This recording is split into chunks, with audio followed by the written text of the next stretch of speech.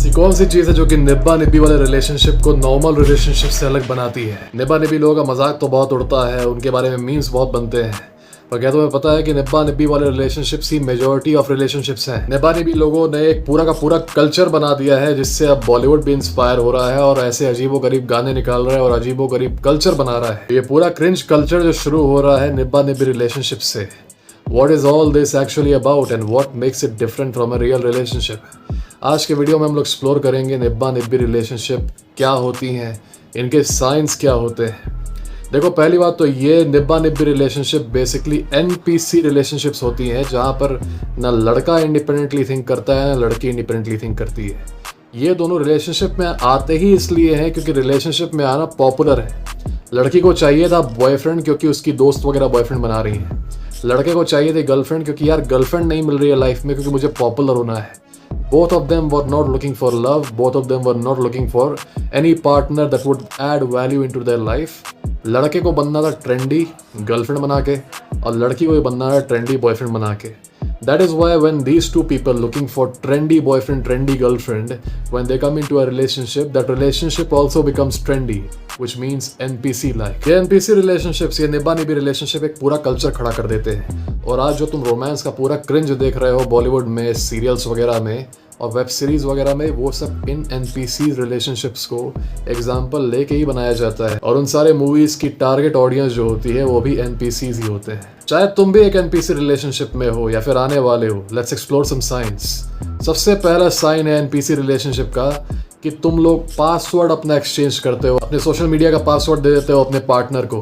पर इन अधिकतर केसेस में एक्सचेंज में नहीं होता।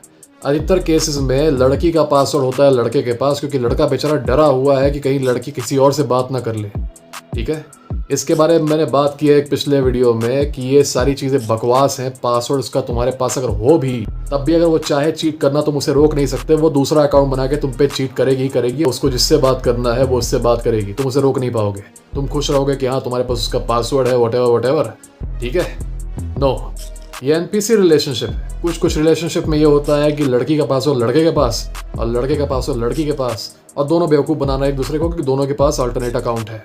Alright, that's how stupid it is. लेकिन इसके स्टूपिड और इम्प्रैक्टिकल होने के अलावा भी एक डीपर रीजन है कि ये क्यों NPC टाइप बिहेवियर है। इससे ये पता चलता है कि लड़का बेचारा बहुत ज्यादा ओवर इन्वेस्टेड है रिलेशनशिप में और हर पल डर रहा है कि वो कहीं मुझे छोड़ के ना चली जाए, मुझे कहीं वो छोड़ के ना चली जाए, इसलिए मैं उसे जोर से पकड़ के रखूंगा, उसके अकाउंट में घुस के उसके पूरे मैसेजेस को ताकता रहूंगा, देखता रहूंगा कहीं किसी और से वो बात ना कर ले। तो मुझे इसको पकड़ के रखना पड़ेगा क्योंकि मेरे अंदर तो इतना अट्रैक्टिवनेस है नहीं, मैं तो अपने आप को उतना कुछ समझता नहीं हूँ कि अपनी जेन्युइन डिजायर से वो मेरे साथ रहेगी, मुझ पर चीट नहीं करेगी। तो मुझे इसको जकड़ के रखना पड़ेगा वरना ये भाग जाएगी। ये आता है तुम्हारे खुद के लो कॉन्फिडेंस से, क्योंकि तुम्हें लगता है कि यू आर नॉट इनफ। कोई भी लड़का आएगा इधर उधर से हेरा गेरा और तुम्हारी गर्लफ्रेंड को ले जाएगा। ये तुम्हारे अंदर का लो कॉन्फिडेंस तो है, लेकिन साथ ही साथ ये दिखाता है कि you are too much invested into the relationship. A man should always have his goal and himself as the focus while the woman focuses on the commitment। उसकी तरफ से ये कंप्लेन आने चाहिए कि यार तुम किससे बात कर रहे हो, किसको मैसेज कर रहे हो, तुम अपना पासवर्ड मुझे दे दो। She should be worrying about all these things. Meanwhile you're worried about your goal, you're worried about improving yourself, क्योंकि तुम्हें पता है कि if one day she makes the foolish mistake of cheating on you, तुम बड़े आराम से उसको ड्रॉप कर दोगे and some other better woman will take her place। तो तुम्हें चिंता नहीं है इस चीज़ की। सिर्फ उसी लड़के को इस चीज़ की चिंता होती है जिसको ये लगता है कि अगर ये चली गई तो मुझे दुनिया में कोई लड़की पसंद ही नहीं करेगी। ठीक है, और वो लड़का, वो जो ब्लू पिल लड़का है, वो जो अग्रेसिव लड़का है, ये वही लड़का तुमको मिलेगा जो जाके किसी भी लड़की के लिए झुंझुनिया चौक पे जाके लड़ाई करता है और ईंटा फोड़वाता है अपने सिर पे। तो don't be this type of guy. मुझे पता है तुम में से कई सारे लोग इस टाइप के आदमी हो जो कि पासवर्ड एक्सचेंज करते हो। तुम्हारे पासवर्ड एक्सचेंज करने से कुछ नहीं होगा, उल्टा ये दिखेगा कि you are just being too anxious and you are focusing on the relationship too much. दूसरा sign of NPC relationship is patch up. ये वर्ड ही सुन के मुझे बहुत क्रिंज होता है, पैचअप। मैंने आज तक ये वर्ड भारत के बाहर कभी सुना ही नहीं। ये भारत ने बनाया है ये वर्ड पैचअप। ठीक है, पैचअप से मुझे दिक्कत इसलिए है और पैचअप NPC रिलेशनशिप वाला इसलिए है क्योंकि मैच्योर लोग जब कहते हैं कि मैं जा रहा हूँ तो ये डिसीजन वो बहुत सोच समझ के लेते हैं और उनका decision, specially if you are a man, तो तुम्हारा डिसीजन फाइनल होना चाहिए। अपने डिसीजन पे खुद से बैक ट्रैक हो जाना, at least from the point of view of relationship, at least from the point of view of gender dynamics, is very disrespectful to yourself and it lowers attraction. ठीक है, इट लोअर्स अट्रैक्शन और common भाषा में इसको कहते हैं थूक के चाटना। ये तो कभी नहीं करना चाहिए। ऑलराइट, तो जब ब्रेकअप हो गया है तो ब्रेकअप ऐसा होना चाहिए कि ब्रेकअप फाइनल हो। ठीक है, ब्रेकअप सस्ता नहीं होना चाहिए ना।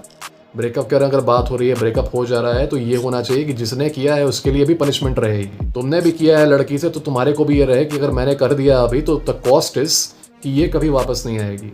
और वैसे ही अगर लड़की ने किया है तो उसके भी दिमाग में ये रहे कि द प्राइस इज कि ये वापस नहीं आएगा लड़का कभी भी। तभी ब्रेकअप की इज्जत होती है, तभी तुम्हारे डिसीजन की इज्जत होगी, तभी तुम्हारी इज्जत होगी।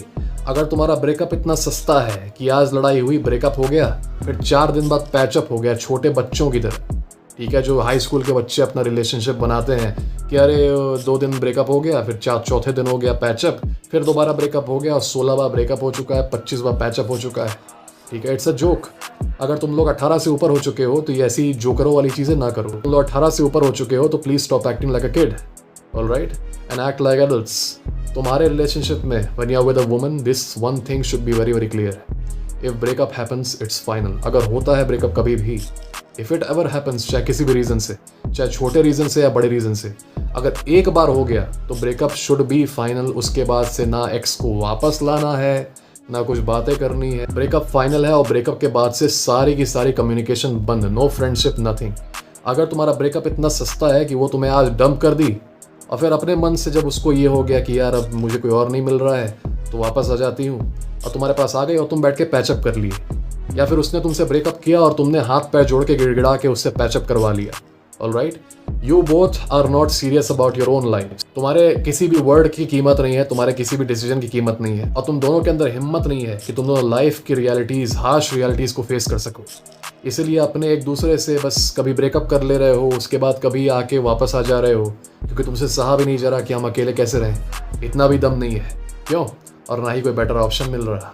That is the most NPC thing to do patch up. ये पैचअप वर्ड आना नहीं चाहिए कभी भी तुम्हारे वोकेबलरी में। अब से रिलेशनशिप में जा रहे हो तो एक चीज़ बहुत क्लियर होनी चाहिए फ्रॉम द वेरी बिगिनिंग कि ब्रेकअप के बारे में जोक्स वगैरह करो, ठीक है, अगर ब्रेकअप कभी हुआ तो वो फाइनल होगा। अगर तुम्हारा ब्रेकअप फाइनल नहीं हुआ, तुम्हारा ब्रेकअप सस्ता हुआ कि तुम्हें जब चाहो तब छोड़ दिया, तुम्हारी इज्जत नहीं होने वाली हीरो। अगर तुम्हें कोई लात मार के भगा दे कभी और फिर तुम उसके हल्का सा सॉरी बोलने पर वापस चले जाओ उसके पास और फिर से वो तुमको लात मार के भगा दे और फिर से ये चीज़ रिपीट हो, तो you are nothing more than a dog to that person, alright. That person will never respect you. उसको पता है कि इसको हम 2 लात मारेंगे, उसके बाद कल सॉरी बोल देंगे, आ ही जाएगा मेरे पास वापस, ऑलराइट। इज्जत उसकी होती है जो कि अपने वर्ड पे टिका रहे, उसकी नहीं होती जो थूक के चाट ले। तो NPC रिलेशनशिप में तुम देखोगे कभी बात करना, वहाँ पे तुम देखोगे कभी ब्रेकअप हो जा रहा है, फिर हफ्ते भर बाद पैचअप भी हो जा रहा है, फिर उसके बाद फिर ब्रेकअप हो जा रहा है, फिर पैचअप हो जा रहा है, और ब्रेकअप भी होता है from the very very tiniest of reasons, alright. और इससे हम लोग आते हैं तीसरे साइन पे,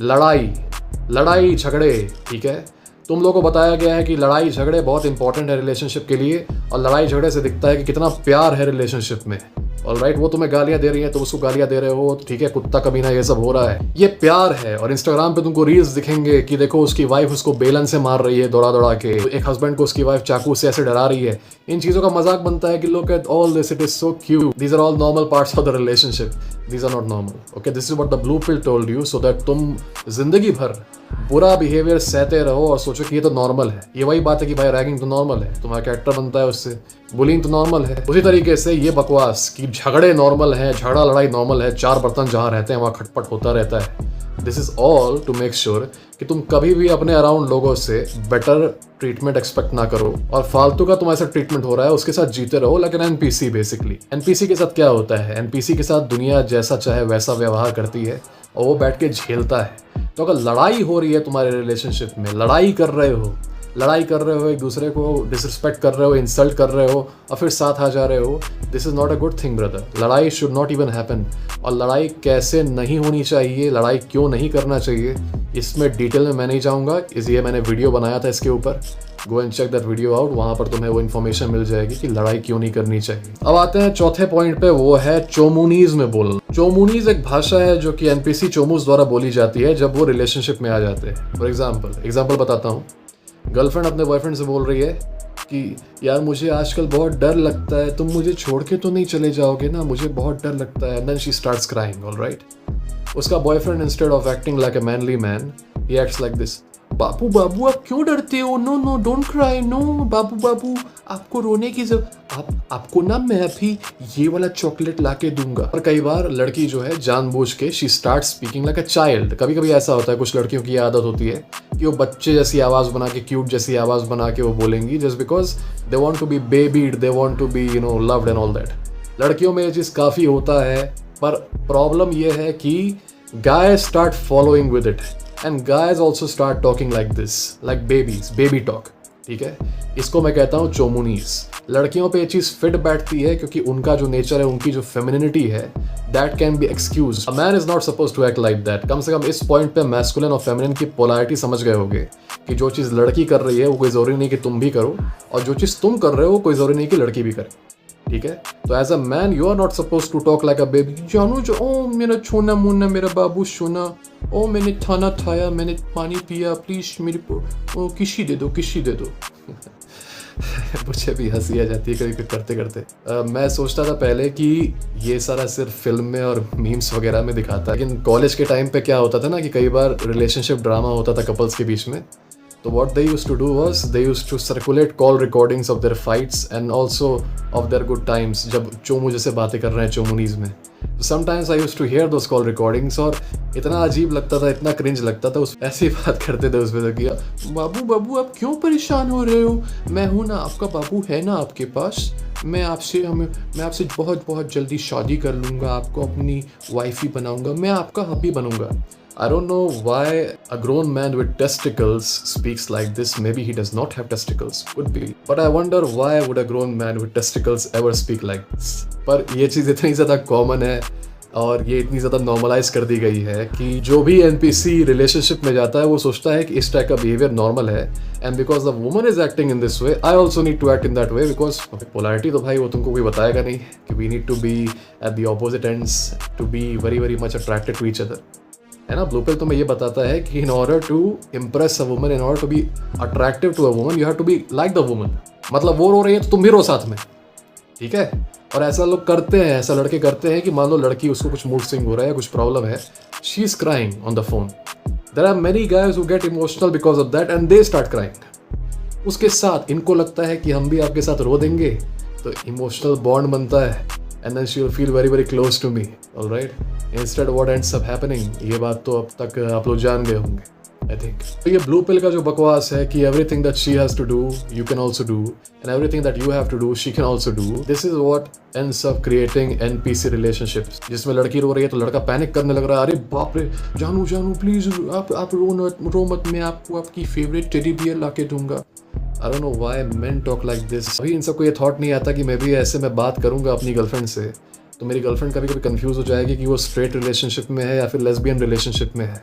नो डिसरिस्पेक्ट टू लेस्बियंस, लेकिन if the woman is straight, I think she expects her man to also be straight and a man, like that is the prerequisite कि पहले वो आदमी होना चाहिए। लेकिन धीरे धीरे जब वो आदमी ट्रांजिशन होने लगता है into a woman by acting like this, I can only understand, I can only imagine what the woman must be feeling कि यार I'm a woman, I understand, but this man is also acting like a woman. Now I feel like I'm in a rainbow relationship। ठीक है, तो it's a very very terrible experience for the woman too. Imagine करो कि तुम्हारी कोई girlfriend है और वो लगे हल्क होगन की तरह बात करने, ठीक है, एकदम मैस्कुलिन वे में, एकदम हल्क होगन की तरह दिखने भी लगे, हरकतें भी करने लगे बोलने की let me tell you something brother, ऐसे कुछ बोले, तो फिर तुम्हें उतनी फीलिंग उसके लिए नहीं आएगी for that woman because you like her femininity. In the same way, my brother, because you are a man, please act like a man. You do not need to act like her to be liked by her. She loves you the way you are. She loves you as the man that you are. कोई ज़रूरत नहीं है अपना gender change करने के लिए just for the sake of finding comfort and closeness with the woman. She will still feel close to you if you stick to your masculine ideals, if you still stick to being a man. She will feel more close and more safe with you. ठीक है? She expects you to take the reins of the problem, grab the problem by the throat and lead her out of it. ये expect नहीं करती कि तुम बैठ के उसके साथ रो रहे हो, बाबू बाबू आप चिंता मत करो, मैं आपको टॉफी ला के दे दूंगा। मेरे सब्सक्राइबर्स में कोई ऐसा नहीं होना चाहिए। गोल्ड क्लैड लीजियन की अपनी एक रिस्पेक्ट है, वो बरकरार रहनी चाहिए। तो चोमोनीज में बात नहीं करना चाहिए, हिंदी या इंग्लिश में या फिर अपनी लोकल लैंग्वेज में बात करना चाहिए। अब आते हैं लास्ट साइन पे। ये साइन ये है कि जब भी तुम लोग के बीच में कोई डिसएग्रीमेंट होती है या फिर लड़ाई होती है, लड़ाई नहीं होनी चाहिए, लड़ाई होती है तो तुम लोग क्या करते हो उसके बाद एक दूसरे को इंस्टाग्राम पे अनफॉलो कर देते हो। या व्हाट्सएप पे ब्लॉक कर देते हो या फेसबुक से अनफ्रेंड कर देते हो। इससे ज़्यादा चाइल्डिश बिहेवियर कुछ हो नहीं सकता। It's like a child beating it's arms around क्योंकि उसके पापा ने उसे टॉय नहीं दिया, वो अपना हाथ पैर पीटने लगता है। ऐसे तुम लोग का होता है कि मैं उसको इंस्टाग्राम पे अनफॉलो कर दूंगा तो उसको लगेगा कि उसके मुंह पे तमाचा पड़ गया है। तुम लोग पता नहीं कौन से डिल्यूजन में जीते हो। शायद तुम्हारे लिए इंस्टाग्राम बहुत इंपॉर्टेंट है ना। मुझे समझ में नहीं आता कि as long as you are not making money from your social media, I don't know why people are so attached to it. If you're making money, I understand. लेकिन अगर तुम नहीं हो, अगर तुम्हारा पर्सनल अकाउंट है, तो I don't know why you are so concerned about someone following you or unfollowing you, even if it is your own girlfriend. मुझे कई बार लड़के मैसेज करते हैं कि भाई मेरी गर्लफ्रेंड ने मुझे इंस्टाग्राम पे अनफॉलो कर दिया है। तब क्यों परेशान हुए? अनफॉलो कर दिया है तो फॉलो भी कर लेगी। ऐसा कोई फीचर तो होता नहीं इंस्टाग्राम पे कि एक बार अनफॉलो कर दिया तो फॉलो दोबारा नहीं कर पाएंगे। अनफॉलो कर दिए है तो दोबारा कभी फॉलो कर लेगी। तुम क्यों परेशान हो रहे हो? तुम्हारी लाइफ में क्या चेंज हो गया उससे? अगर किसी के अंदर इतना दम है कि तुम्हारे को बस अनफॉलो करके इतना रैटल कर दे तो you need to do some work on yourself. तुम लायक नहीं हो अभी रिलेशनशिप की। तुम्हारे अंदर अभी बहुत प्रॉब्लम्स हैं, ठीक है? तुम वॉरियर हो। तुम्हारे अंदर होना चाहिए कि दुनिया के सबसे डरावने जो मोमेंट्स होते हैं, सबसे स्कैरी जो मोमेंट्स होते हैं, वहाँ तुम्हें डर ना लगे, वहाँ पर तुम काम रहो। तुम अनफॉलो होने से हो जा रहा है तुम्हारा हालत ख़राब कि अरे बाप रे उसने मुझे अनफॉलो कर दिया। Guys start panicking. I don't know what's happening to them. Guys start panicking like this. उसने मुझे अनफॉलो कर दिया, ठीक है? Grown guys, I'm talking about 25, 26-year-old guys panicking because some woman unfollowed them on Instagram. Girlfriend ने unfollow कर दिया तो क्या हुआ? फिर फॉलो कर लेगी, ठीक है?